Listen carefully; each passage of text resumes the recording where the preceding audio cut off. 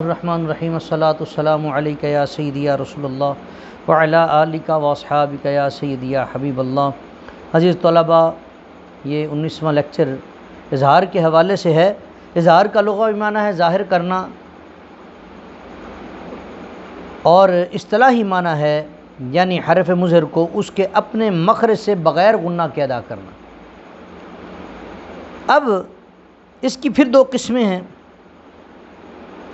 ایک اظہار حلقی ہے اور ایک اظہار شفوی ہے۔ ایک اظہار حلقی ہے اور دوسرا اظہار شفوی ہے۔ اظہار حلقی قانون کیا ہے؟ اظہار حلقی کا قانون کیا ہے کہ جب نون ساکن نون تنوین کے بعد حروف حلقی میں سے کوئی حرف آ جائے، نون ساکن نون تنوین کے بعد حروف حلقی میں سے کوئی حرف آ جائے تو وہاں اظہار ہوگا، اس کو اظہار حلقی کہتے ہیں۔ اب یہاں پہ جو دیکھنا مقصود ہے کہ نون ساکن نون تنوین کے بعد حروف حلقی میں سے حرف آ رہا ہے۔ حروف حلقی ہیں کتنے؟ حمزہ ہا عین ہا غین خا، غین خا، یعنی نون ساکن نون تنوین کے بعد اگر یہ جو 6 حروف ہیں ان میں سے کوئی حرف آئے گا تو وہاں پہ جو اظہار ہوگا اس کو اظہار حلقی کہتے ہیں۔ اس کے بعد اظہار شفوی، اظہار اچھا مین چیز تو یہ دیکھنی ہے کہ اظہار ہونے کے اسباب کتنے ہیں۔ اظہار ہونے کے 2 حرفوں کی دوری مخرج کی وجہ سے ہوتا ہے۔ اگر کسی ساکن کو حرکت دینی ہو تو کون سی حرکت دی جائے گی؟ اگر کسی ساکن کو حرکت دی جائے تو وہ کسرہ کی ہوگی، وہ زیر کی حرکت ہوگی۔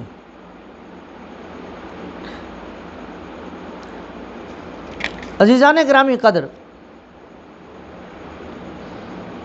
اب یہاں پہ دیکھنا کچھ اور مقصود ہے۔ ایک قانون یہاں پہ اور بھی آ رہا ہے۔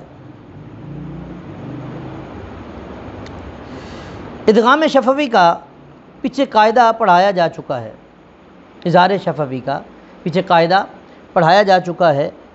اب یہاں پہ کچھ اور چیز ذکر کرنا ہے۔ یہاں پہ اگر ہم ادغام کو دیکھیں تو ادغام میں نون ساکن نون تنوین کے بعد اگر حروف یرملون میں سے کوئی حرف اسی کلمہ میں نہ ہو بلکہ دوسرے کلمہ میں ہو، اگر اسی کلمہ میں ہوگا تو وہاں ادغام نہیں ہوگا۔ اب قانون کیا تھا کہ جب نون ساکن نون تنوین کے بعد حروف یرملون میں سے کوئی حرف آ جائے تو وہاں پہ ادغام ہوگا۔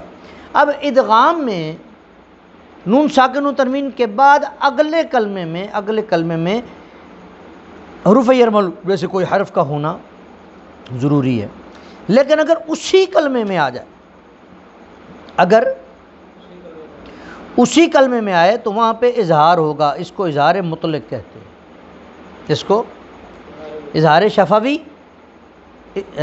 اور کیا اسے کہتے ہیں ادغام شفوی۔ ابھی میں نے جو آپ کو اظہار شفوی اور اظہار حلقی یہ میں نے پہلے آپ کو جو ذکر کیا ہے، اور اس میں اب جو نئی بات ہے وہ اظہار مطلق کی ہے، اظہار مطلق کی ہے۔ اظہار دنیا بنیا صنوا قنوا، اگر ان کو دیکھیں تو بھائی یہاں بھی تو نون ساکن کے بعد یا آ رہی ہے نا، یہ حروف یرملون میں سے، تو یہاں پہ ادغام یرملون کیوں نہیں ہو رہا؟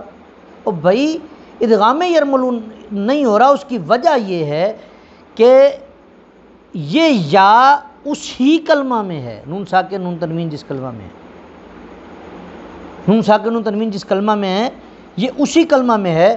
اس کو اظہار مطلق کہتے ہیں، اس کو اظہار مطلق کہتے ہیں۔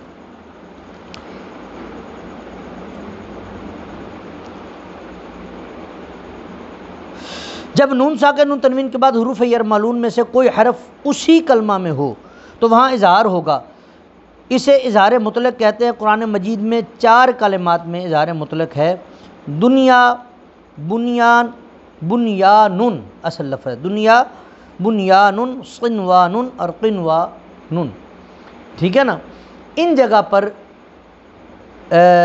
جو ہے نا اظہار ہوگا، ان جگہ پر ادغام نہیں ہوگا بلکہ اظہار ہوگا، اس کو اظہار مطلق کہتے ہیں۔ کئی جگہ پہ ایسا آ جاتا ہے، لوگ کئی دفعہ امتحاناً یا ویسے ہی پوچھ لیتے ہیں جان کے بھٹکانے کے لیے کہ اس بندے کو یہ قانون پتہ ہے کہ نہیں، وہ کہتا ہے جی دنیا پہ کون سا قاعدہ لگتا ہے نون ساکن کے بعد یا آ رہی ہے،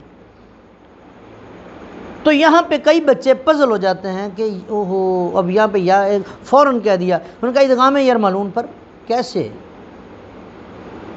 اس کے شکل و صورت جب دیکھتا ہے بچہ تو کہتا ہے بات سمجھ میں نہیں آ رہی، پزل ہو جاتا ہے، یا پھر بغیر پزل ہوئے کہتا ہے نون ساکن نون تنوین کے بعد یا آئی ہے، بس ہم نے اس کو ادغام یرملون کہنا ہے، ٹھیک ہے نا۔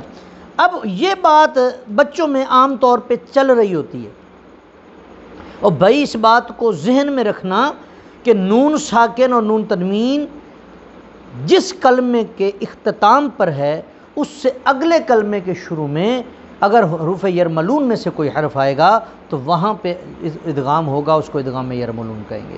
اگر وہ نون ساکن نون تنوین کے بعد اسی کلمے میں آ جاتا ہے تو بھائی وہاں پہ یہ قانون نہیں چلے گا، اس کو اظہار مطلق کہتے ہیں۔ اظہار کتنی طرح کا ذکر ہوا؟